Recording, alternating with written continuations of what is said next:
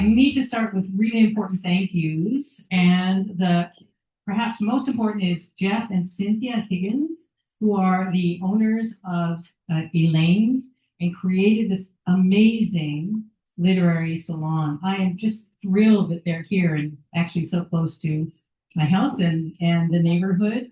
So big thanks to them for providing this space. Many thanks in particular to the people who put up money for Marta to be here. That includes the Cultural Office of the Embassy of Spain and Cultural Attaché Antonio Alvarez Parte and Program Manager Anna Sandvai. I pronounced it right? I did. Yay! And also Leah Mehta, the director of George Mason University's Chu Center for International Writing, who also put up money and time and energy to make sure Marta could come and be here with us and some other events around town. Thank you to Old Town Books. They've got books back there to sell. We're so lucky to have our own indie bookstore here in Alexandria. I just love those guys. So again, a big call out to Chris Kaiser. I'm going to talk a little bit more about him later because he was the one publisher finally who said, Marta Sons has a unique voice and we need to get her published in English. He also has a great vision for her voice in English. And it was really fun to work with him to try and get to that. So finally, I want to thank you guys all for coming. You're all my dear friends and neighbors, my darling husband, patient, reading always the first version of these texts. And probably not the best version, and helping with that. Thank you, all of you. Okay, let's just get started. I want, because Marta is not well known yet in the United States, I want to start with her talking about herself. And here is my question. So, Marta, in a recent interview, you were asked the famous question, if you could have dinner with any three people, living or dead, who would they be? And you answered Marguerite Duras, a autofiction author of The Lover and Hiroshima Mon Amour, movies made from both of those books, I think. And then you said Patricia Highsmith, couldn't be more different, psychological thriller, author of Strangers on a Train, and The Talented Mr. Ripley. And Dorothy Parker, again, couldn't be more different, poet, literary critic, and queen of the sardonic wisecracks. Tell us about your choices and how they define you and your work. Bueno, en primer lugar, muchas gracias por haber venido. Muchas gracias a Katie King. Sin Katie King, mi clavícula no estaría aquí. Katie King es mi hada madrina en Estados Unidos y muchas gracias también a Chris Kaiser que ha tenido la sensibilidad y el buen criterio. Entonces estoy tremendamente agradecida. Thank you so much. Thank you all for coming, and thank you especially to Katie King, because without her, my clavicle wouldn't be here. She is my fairy godmother in the US. And thank you also to Chris Kaiser for your sensibility and for your great taste. Respecto a mis acompañantes a la hora de cenar, tanto Marguerite Duras como Patricia Highsmith y como Dorothy Parker, creo que eran tres grandes bebedoras. Y yo en este momento he dejado de beber. Regarding my dinner companions, Patricia Highsmith, Dorothy Parker, and Marguerite Duras were great drinkers. And it so happens that I stopped drinking recently. O sea que en este momento nuestra sintonía sería completamente literaria. Son tres autoras que yo admiro muchísimo por lo que ha comentado Katie. Marguerite Duras por su capacidad para hablar de cosas muy difíciles, sentimentalmente muy complicadas. Patricia Highsmith también por esa mirada hacia lo oscuro, ese cuestionamiento de qué es moral, qué no es moral, su palabra misteriosa también. Y Dorothy Parker, bueno, Dorothy Parker yo creo que era fabulosa. Una mujer que es capaz de decir, creo que en el vestíbulo del Hotel Plaza de Nueva York, cuando su perro se ha hecho pis en la alfombra y el director sale a decirle, señora, señora, su perro se ha meado. Le dice, no, no, perdone, he sido yo. Es absolutamente fabulosa. Well, since they were great drinkers and I no longer drink, I think our main synchronicity would be literary because I no longer drink. I admire these three authors so very much. As Katie said, I admire Marguerite Duras because of her ability to talk about absolutely complex things, really, really complex and difficult things to talk about. Regarding Patricia Highsmith, I really admire her ability to glance into darkness and her ability to discern moral versus not moral, and her ability with the mysterious word. With Dorothy Parker, I think she's just fabulous. I mean, we're talking about a woman that when she went into the Grand Plaza Hotel in New York with her dog peed on the rug. And when the director of the hotel came out and said, ma'am, your dog just peed on the rug, she said, it was me. Fabulosa. She's fabulous, isn't she? Okay, so we have autobiography, thriller, social satire. Which one of these is My Clavicle? What is the story of My Clavicle about? Bueno, Clavícula es un libro autobiográfico y como en todos los libros autobiográficos, la ficción es muy importante, porque yo creo que los seres humanos estamos hechos de nuestras ficciones, de los libros que leemos, de las películas que vemos. Eso creo que es importante aclararlo en primer lugar. Well, Clavicle is an autobiographical book. And I think that, as with every autobiographical work of fiction, every autobiographical work, fiction is key, because I think that we human beings are made up of all the things that we've ingested, the books we've read, the films we've seen. La parte autobiográfica comienza con una crisis personal en la que yo comienzo a notar que el cuerpo me duele. Hay partes de mi cuerpo que me duelen, fundamentalmente la clavícula, y ese dolor en la clavícula lo que hace es despertar todos mis miedos. El miedo a la muerte, el miedo a la enfermedad, el miedo a la vejez, el miedo a que tu pareja te mire de un modo completamente diferente, y también ciertos miedos que tienen que ver con el trabajo, la falta de expectativas y la precariedad económica de muchas personas que nos dedicamos al oficio de escribir.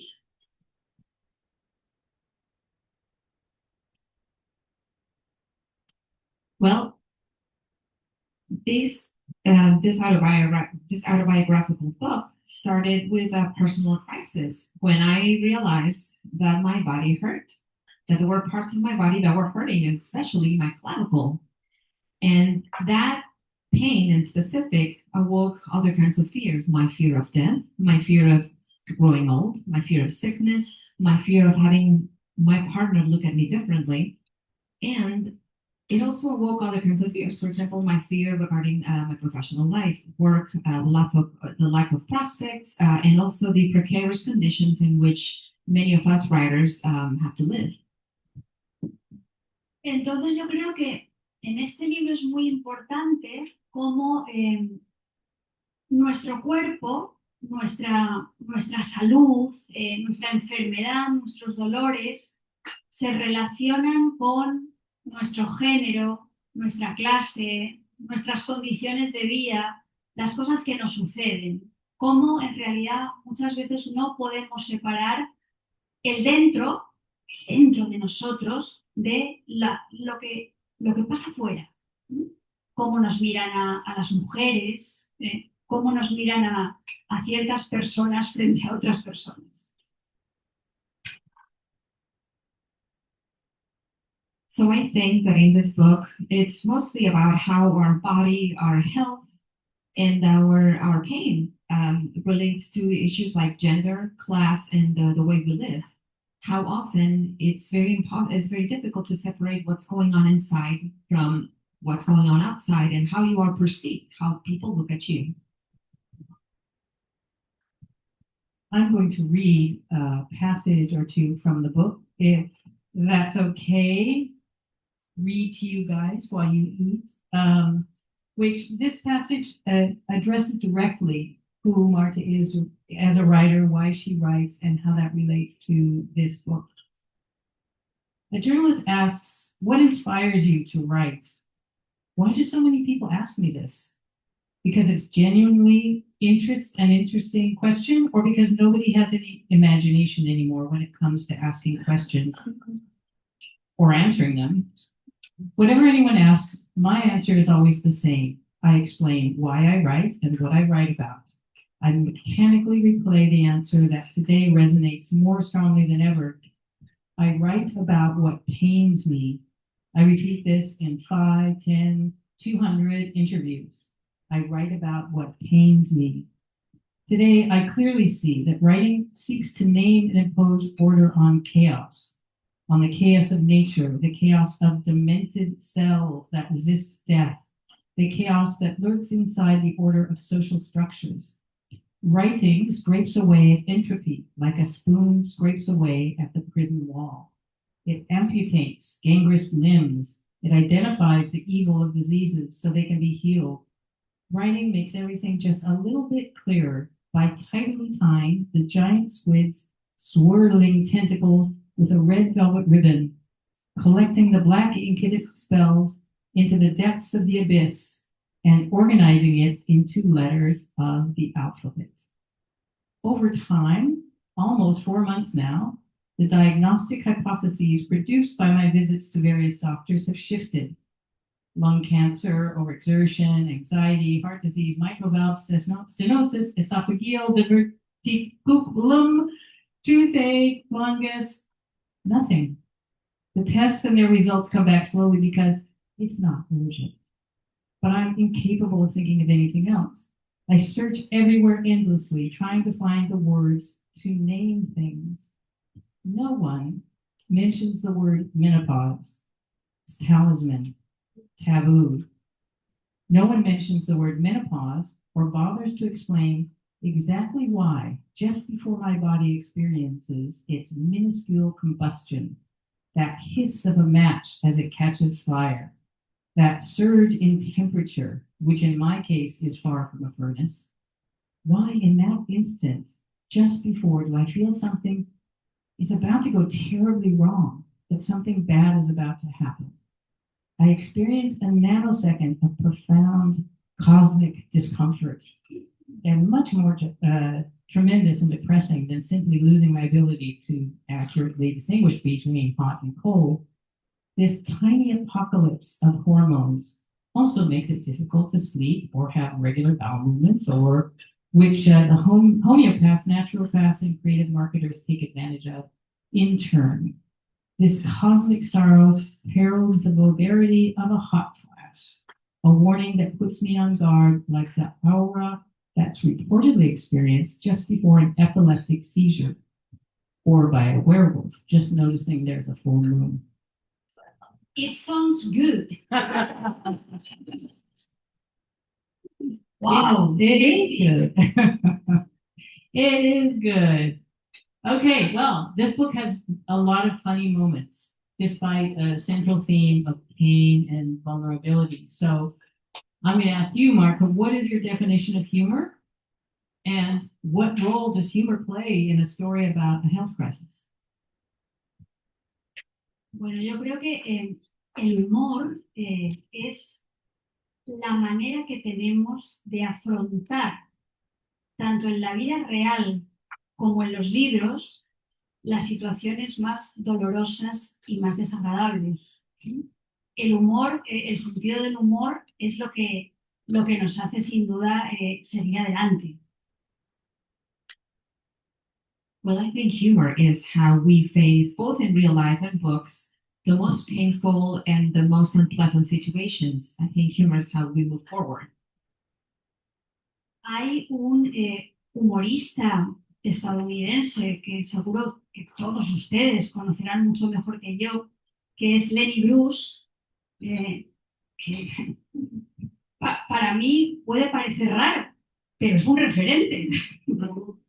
Creo que que era un ser humano con una situación personal angustiosa, terrible, una visión del mundo muy negra, y sin embargo era capaz de hacer unos monólogos crueles y al mismo tiempo enormemente divertidos. Entonces, esa manera de utilizar el humor para poder ver los asuntos más amargos del mundo es lo que a mí me interesa mucho. A Dorothy Parker también le pasaba. Well, there's a US comedian, and I'm sure you know him better than I do. His name was Lenny Bruce. And you might find this strange, but for me, he was a referent. He was a person with a terrible, terrible personal situation and the darkest worldview you could find. And yet, his monologues were cruel, but they were also so funny. So I think this ability to use humor to tackle the bitter parts of life is essential. And Dorothy Parker understood this very well, I think. Y os voy a contar algo que creo que no he contado muchas veces. Cuando yo publiqué Clavícula, tenía mucho miedo de que personas muy enfermas, no sé, pues personas que estuvieran padeciendo un cáncer, una esclerosis múltiple, o sea, personas que estuvieran padeciendo enfermedades muy, muy graves, se sintieran insultadas por el sentido del humor del libro. Para mí era importante que no se sintieran insultadas estas personas. Curiosamente, mi miedo no tenía ningún fundamento porque son las personas que más lo han agradecido. Son personas que consideran que es muy importante que el dolor grande, pequeño, mediano, se haga visible. Entonces, no se sienten insultadas, sino que lo que se sienten es acompañadas, aunque los dolores de la mujer de Clavícula sean más pequeños, más cotidianos, menos letales.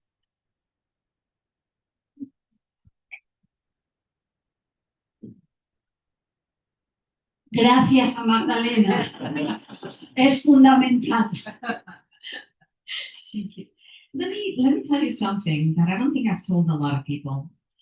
When I published my clavicle, I was actually afraid that sick people, and by that I mean people that were suffering from a cancer, from multiple sclerosis, people that were truly, truly sick, I was afraid that they would feel insulted by the sense of humor in this book. And curiously, I found that my fear was unfounded because they actually appreciated that pain, whether it was big or small, that pain was seen, that was made visible, because it made them feel accompanied, it made them feel less lonely. And I think that when pain becomes visible, then it becomes less lethal. Y creo que hay algo muy importante en este libro, que es la reivindicación de nuestro derecho a quejarnos. Cuando nos suceden cosas, quejarnos. Otra anécdota. respecto a esto de la queja. Presenté este libro en un pequeño pueblo de la provincia de Toledo, en España, un pueblo llamado La Puebla de Almoradí. Y allí me estaban esperando 50 mujeres.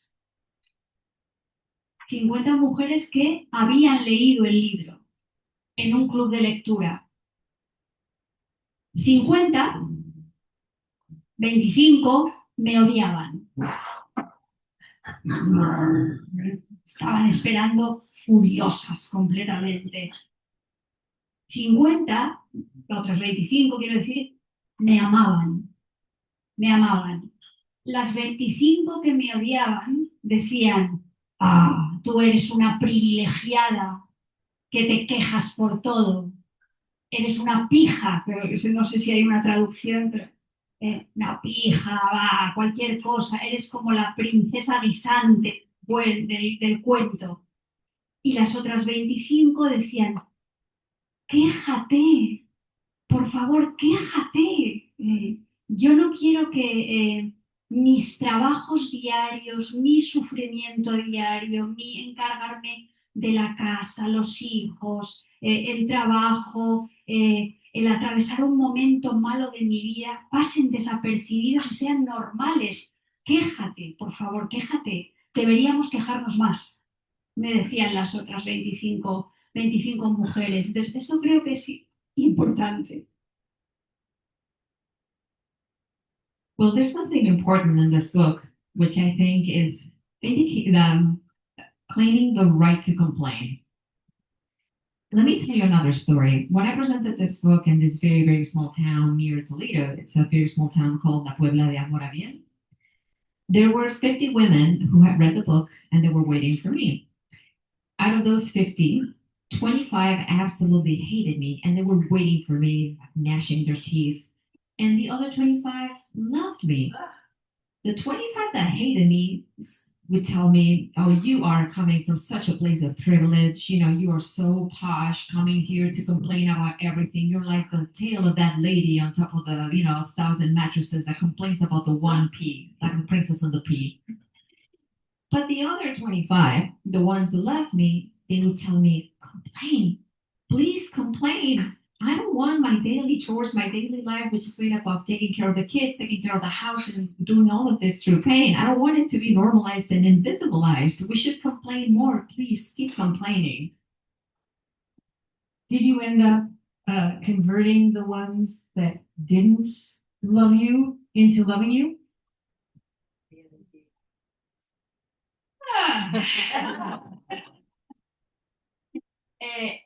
Lo intenté. Lo intenté. No, pero sí que es cierto que yo creo que esas mujeres de algún modo reflexionaron sobre que a veces llevamos muchos pesos encima y son muchos pesos que no se tienen en cuenta, que se dan por normales, que no se agradecen y es necesario agradecer. Hay otra escritora estadounidense que a mí me interesa muchísimo, Tillie Olsen.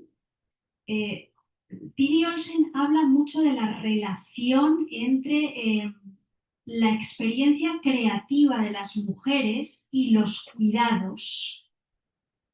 Cómo el hecho de que hayamos normalizado que las mujeres son quienes cuidan a los niños, a los ancianos, a los enfermos, a sí mismas, físicamente, exteriormente, estar presentables, te aleja muchas veces de tus vocaciones, de tus deseos, de tus capacidades artísticas. Entonces, no se agradece lo uno y se bloquea la posibilidad de lo otro. Entonces, Tillie Olsen habla de la relación entre el género y que muchas mujeres escriban relatos porque son más cortos, porque no tienen tiempo. Entonces, al final, todo está relacionado. Magdalena loves you. I love you so much.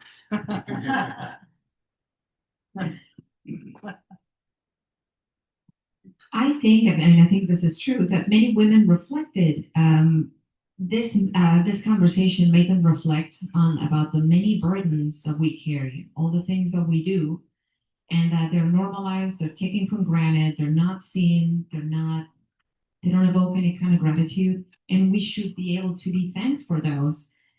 There's a U.S. writer that I find very interesting. Her name is Tilly Olson. She talks about the experience of creation, being a creative person, and then how it relates to caring for others. Since we normalize that women are usually the ones that care for children, care for the sick, care for the elderly, care for themselves, it's true that because they're caring for others, because they need to be physically and spiritually present for others, they don't have the time and they cannot be as present when they're trying to create or devote themselves to other endeavors. And it's true that there's a relationship between gender and the kind of fiction we write. For example, Tilly Olson says that the reason so many women write short stories is because they don't have the time to do anything bigger, anything longer. Tilly Olsen dice que, claro, que una mujer no podía escribir la gran novela americana, era imposible. No tenía tiempo, tenía que planchar. Tilly Olson said that, women could not write the great American novel because she wouldn't have the time for it. She has to iron everybody's clothes.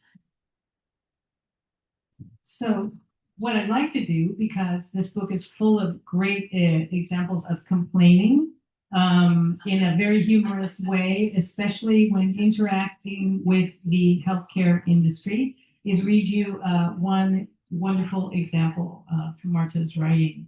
This is a description of how the protagonist is going to multiple doctors and specialists and trying to get someone to help her figure out what the heck is going on. And this passage describes interaction with cardiac stress test nurse. The cardiac stress test nurse is tall and stocky and speaks with a Canary Islands accent. She highlights her hair, draws cat eyes on her lids with brown eyeliner, and cuts her fingernails short. She wears regulation clogs and a white lab coat, but still manages to look disheveled. A cheap and ugly necklace hangs around her neck. You can barely see her collarbone. I will always remember her. She chugs down mineral water from a liter bottle. She smells like cigarette smoke. She smokes like a chimney, and that makes me realize that I now belong to that select group of mature individuals who obsess about their vices, their virtues, and their ailments. And it dawns on me that maybe the things we're moved to talk about are also the things worth writing about. Maybe there's no need to surgically separate everyday themes, like shopping for onions or making a copy of the house keys, from more literary themes. The nurse, whom I will never forget, smells of blonde leaf tobacco. And now that I've become one of the former smokers who's recovered her sense of smell, I begin to judge others like her, dividing humanity into the guilty and not guilty. The nurse who administers my stress test may be guilty of committing suicide by cigarette, but I'm not anymore. In the waiting room, everyone's checking out each other's shoes. Because I know it's not what they normally wear. Elderly patients should be allowed to come in wearing their slippers. I'm wearing moccasins with the laces loosely tied. They're the shoes I use to run errands around Madrid, the ones that don't cause blisters or deform my feet. Suddenly I'm mortified that they'll turn me away because of the moccasins. But when it's my turn, the stress test nurse glances down toward my feet, but makes no objection. Are you comfortable? I nod briskly. This kind does not tolerate indecision or vacillation. Okay then. Following protocol, she asks me if I've eaten anything before coming for the test. And I say no, and that I don't really understand having to fast for a test that consists of running on a treadmill. I say that I'd understand if it were an endoscopy or a blood test, but for running on a treadmill, it seems somewhat counterproductive to fast, and I might even faint. Of course, I say I have a banana in my handbag to gobble down as soon as I'm done. I flash a smile. The nurse looks at me with a touch of disdain. It's to avoid vomiting, and a voice brimming with malice so you don't choke to death. The nurse undresses me from the waist up, as if I were a child about to be bathed. She corrects my posture with a hard jab to the kidneys. She adjusts my bra straps. I'm surprised. I stiffen. In my mind, I question whether these apparent concessions to elegance and orthopedics are part of the protocol, but I keep quiet and for an instant forget about myself. The situation intrigues me because now I have something to write about. And also, I never could have adjusted my two bra straps with the physiotherapeutic professionalism that this woman has. The loose straps on my purple bra, the ones that always fall off my shoulder all the way down to my elbow, and I have to pull up by sticking my hand down awkwardly through the neck of my sweater, are transformed by the nurse's professional manipulation into two pulleys that lift my breasts to a height that they haven't reached in a long, long time. That's better.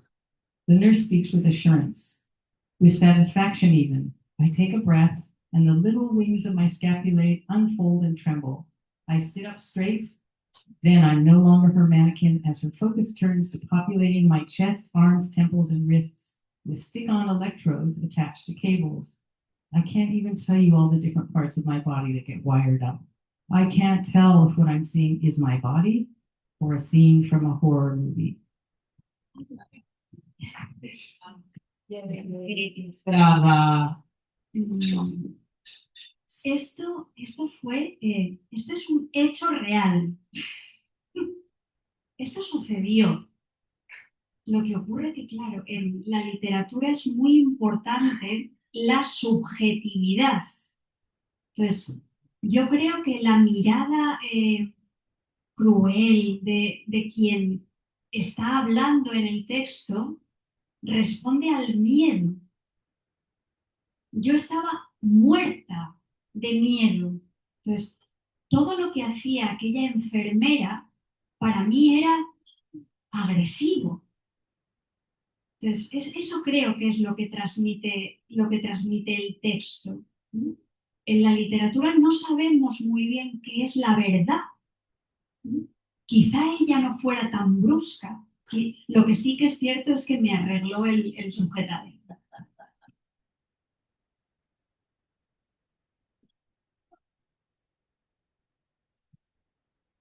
That actually happened. That happened. But in literature, subjectivity is very important.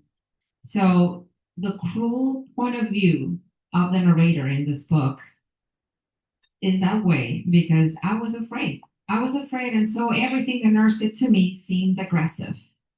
And that's what the text conveys. In literature, we don't always know the truth. We know that she came out this way, but I'll tell you what, she did fix my bra strap. Y una pequeña cosa que quería compartir. Cuando yo publiqué Clavícula en España, me llamaron de hospitales y tuve reuniones con médicos que querían que sus consultas no fueran tan agresivas, porque un médico no se da cuenta a veces de que la persona que tiene enfrente tiene miedo.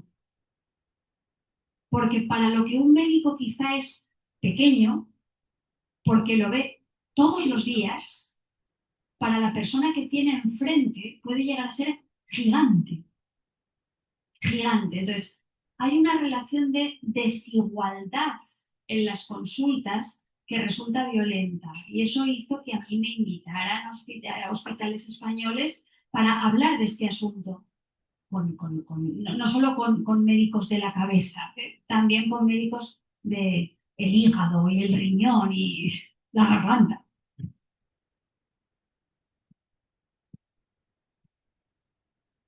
When I published Clavicle in Spain, I got calls from hospitals and doctors' offices from all over the country. They wanted to know how they could make their office less aggressive because they realized that, they didn't realize that we are scared sometimes. And the problem is that something that to them is very small because they see it every day, it is not important, to us is huge.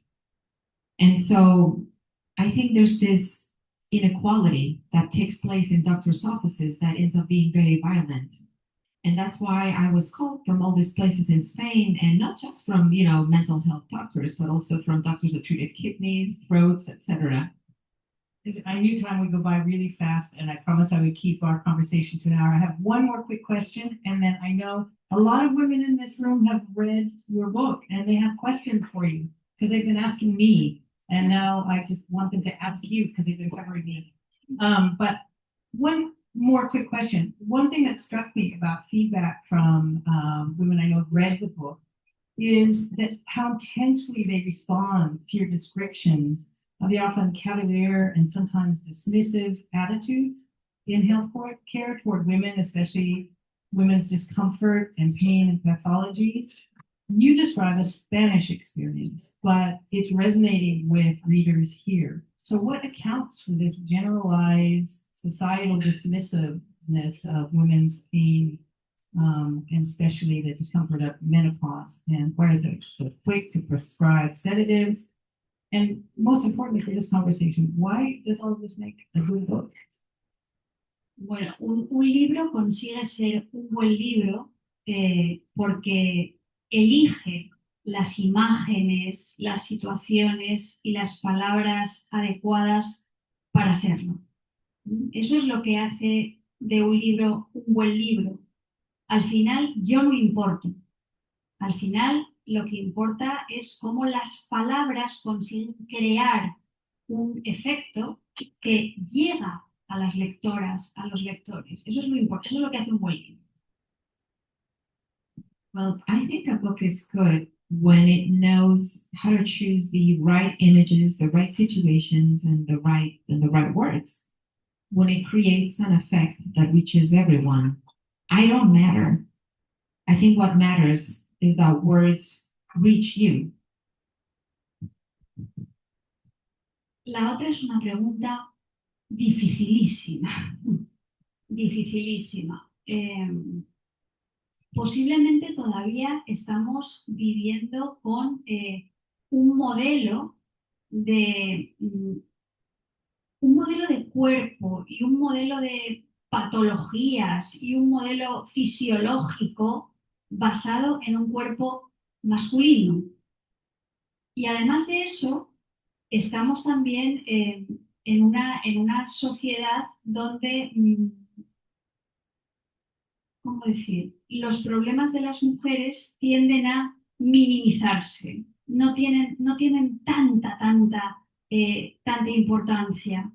Entonces, la menopausia, que es algo que puede producir estragos no solamente físicos, sino psíquicos, no tiene realmente un tratamiento médico específico.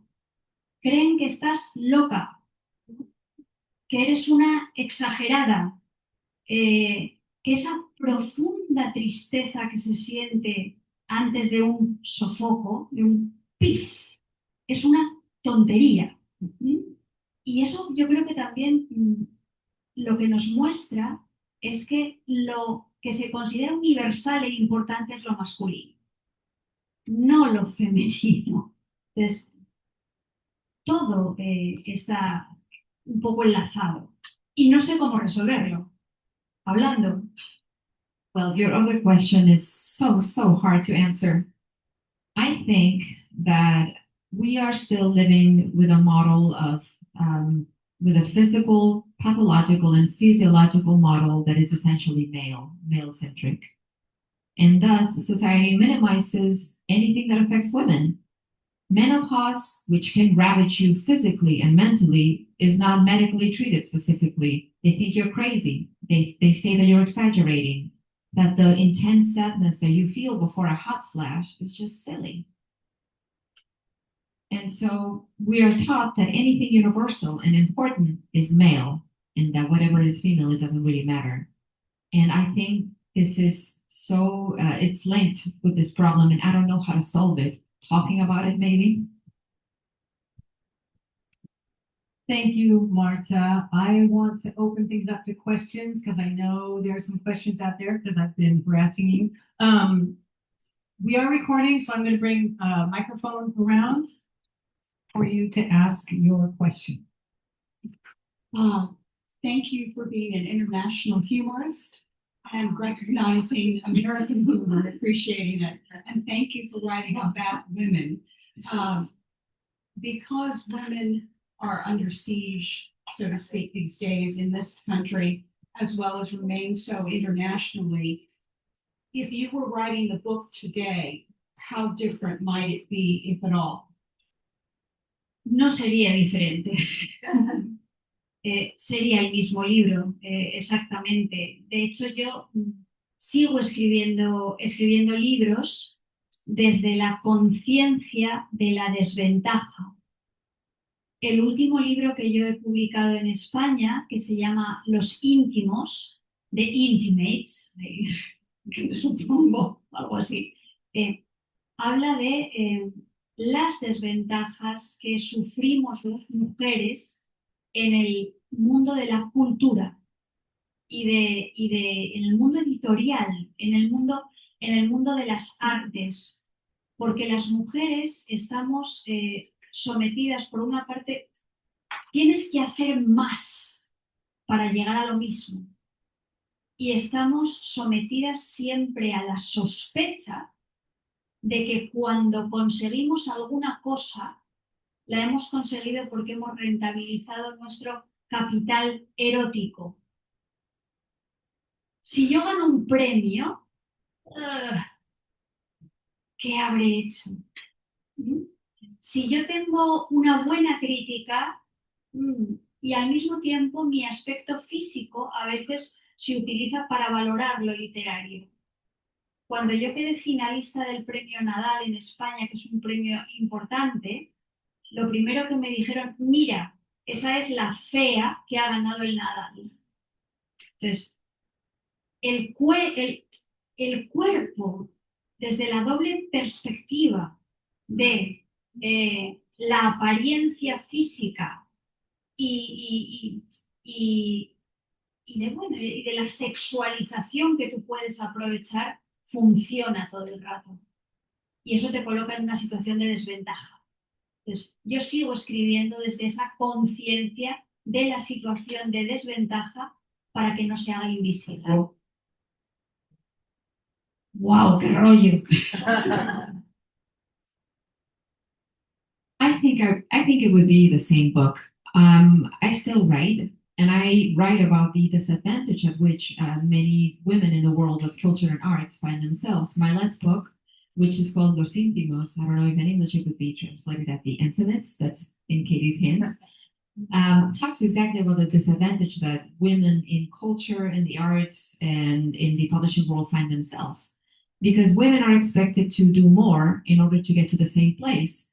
And we are also supposed to overcome any suspicions that might hover around any victory we score. For example, if we win any awards, if we have any good reviews, people might suspect us of having used our erotic capital to achieve that award, of having gotten that good review because we're beautiful, because our physical aspect, our appearance is always a factor. There's more. For example, when I won when I was a finalist for the Nadal Award, which is a very prestigious literary award in Spain, someone said to me, "Oh, look, that's the Ago, ugly. That's the Ago that won the Nadal." They pointed that out. So our bodies always have these two dimensions. There's a physical dimension and the sexual capital of the book, and that's always a factor, and that puts us at a disadvantage. And so I write about it so it doesn't become invisible. And I'm sorry, I went on too long. That was a great question. Thank you, Marta. More questions? Well, and also fear of not being taken seriously because it was humor. and also being dismissed because you're a woman. And I wondered if in the process of writing this book, it's not the first book, it's books. It's a book that you wrote after you had published other books. The fear felt while you were dealing with doctors and the fear that you felt of not being taken seriously because there was humor in your book. If at any point while writing the book, you doubted yourself whether the book should even been written, if you were like, this is going to offend too many people. People are going to dismiss me because I'm a woman and they're going to think I'm complaining too much and I'm just being dramatic about my health condition. If at any point you doubted that you should take right things.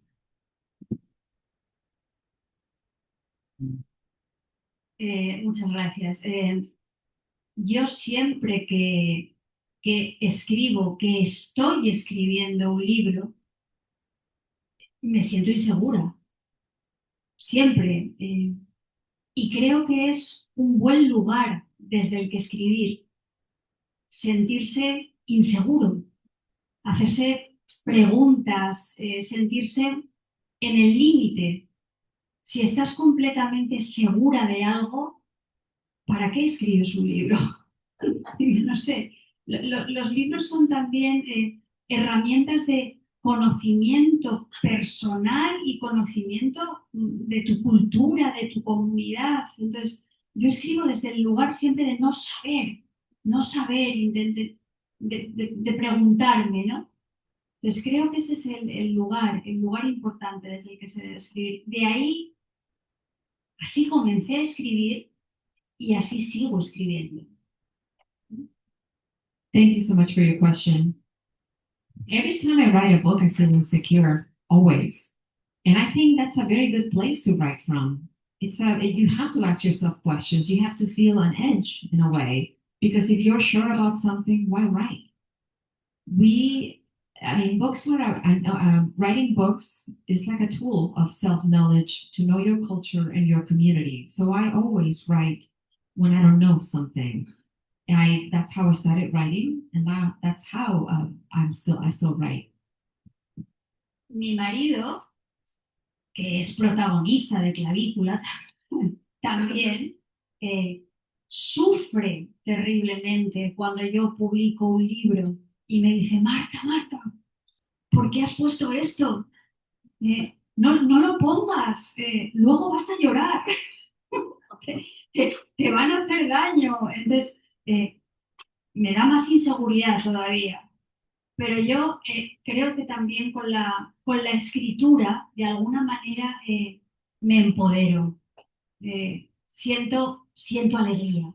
Escribir es una forma de alegría también. My husband, who's also a protagonist of the book, suffers so much whenever I publish a new book. And then he says, Marta, why did you write this? You'll cry afterwards. They'll hurt you. And it makes me feel even more insecure. But writing also empowers me. It gives me the sense of power and it makes me feel happy. It gives me joy. Marta, I loved your book, and I wanted to ask you, the last page you referenced the Bosphorus as your clavicle, and how did you come up with that? Was that a metaphor for the book? Bueno, es que yo soy, como comentaba al principio, para mí la cultura, los libros, las películas, terminan formando parte de mi propio cuerpo. Se me quedan en el cuerpo, la cultura se metaboliza. Entonces yo vi una película hace muchos años que se llamaba El paciente inglés. Y en esa película que se llamaba El paciente inglés, uno de los personajes, al hablar de este agujerito que tenemos entre una clavícula y otra clavícula, decía que era el Bósforo de Almasi. Almasi era un personaje de esta película, que creo que está basada en un libro, y el Bósforo es como el estrecho, el estrecho. Entonces, de ahí sale la idea de que este lugar es el Bósforo de Almasi. Hay en otra película donde la clavícula y esta zona tiene mucha importancia, que es Sospecha de Alfred Hitchcock. El personaje de Joan Fontaine, su vulnerabilidad frente a la mirada de Cary Grant es la clavícula.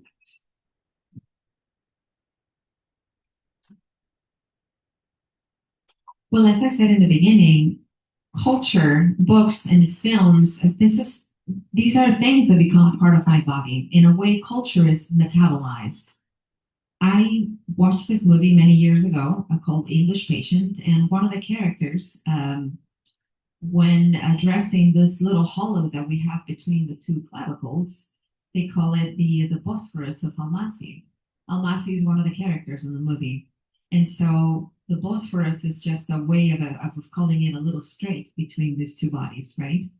There's also another movie that I think give a lot of attention to collarbones or clavicles, which is called Suspicion by Hitchcock. In it, the character of Joan Fontaine, her clavicle bone is actually an object of attention by Kelly Rand, the other character. Pop quiz. How many people have seen The English Patient? Okay. How many people remember the protagonist's name, Almasi? You know who that is? It's a character played by Ralph Fiennes.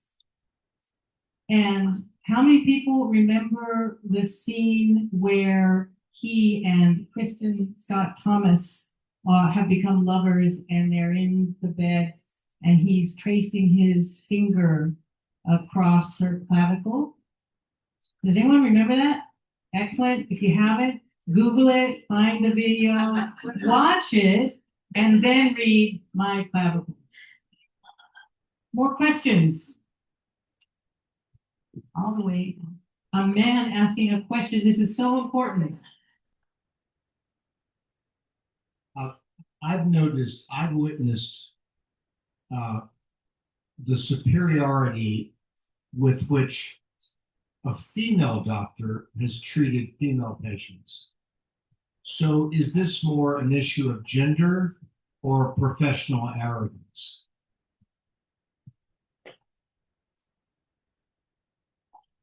Puede ser que las dos cosas a la vez, las arrogancias se van sumando.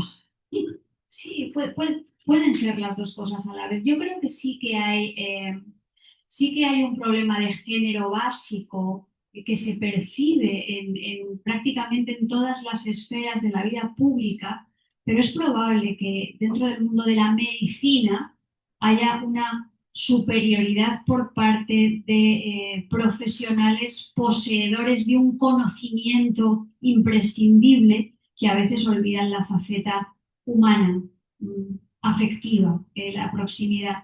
Pero insisto, yo creo que las arrogancias no se excluyen una a la otra, sino que se van sumando. I think probably both. I think arrogance is something that can be compounded. There is, I think, a basic gender issue that you can see everywhere, but especially in a field like medicine, where a few people hold knowledge that is so special and so vital to all of us. And it's sometimes those people also forget, you know, the human dimension, the emotional and affective dimension of the person they're treating. And so I think that it's not that arrogances can be mutually exclusive. I think they're compounded. Okay, one more question, and then I'm going to drag Marta back to sign books in the back. Who else has a question? I have a question. Yeah. Should men read this book? Is it important? Bueno, yo creo que es importante porque está tratando una cuestión universal. Y vuelvo a lo que comentábamos al principio. yo leí con mucho interés libros que hablaban de aventuras épicas, asuntos que aparentemente solamente concernían a una parte de la humanidad y entendí que eran míos. Es más, esos asuntos viriles y masculinos forman parte de mí y de mi identidad y de mi cultura. Y del mismo modo, yo creo que ni la maternidad, ni la menopausia, ni la menstruación, ni esas cosas pequeñas tradicionalmente relacionadas con las mujeres que luego hemos visto que forman parte de los hombres también, son ajenas a los propios hombres. Entonces, no hay libros de chicas. No hay libros de chicas, y libros de mujeres, y libros de hombres, y libros de viejos. No, hay libros. Yo puedo tener 30 años y leer libros maravillosos sobre la vejez. No tengo que ser vieja para leer un libro sobre la vejez. Y naturalmente no tengo que ser una mujer para leer un libro que hable de mujeres. Es más, los libros hay veces que nos sirven también para ponernos en otro lugar y crear una empatía. Y creo que eso es lo maravilloso de los libros. Well, I think it's important they do. I think it's important men read this book because this is a universal issue. I've read books that told incredible epic adventures. They told stories that were technically stories about men. And I never felt them as something that was not meant for me. I felt them that they were mine too. So these male-centered epics are also part of my world, part of who I am. Similarly, motherhood, menopause, menstruation, these small things that have always been just ascribed to the world of women should not be just for women. These also concern men. And so I think books are books. There aren't books for women or books for old people, books for young people. I think books are books. I could be 30 and be reading great books about old age. And I don't need to wait until I'm old to read about them, the same way that, you need to be a woman to read about women. And so what's more, I think that books are so important because they allow you to put yourself in someone else's shoes. It allows you to cultivate, to grow empathy. Muy bien, Magdalena. Excellent, Bravo. Magdalena. Thank you. All right.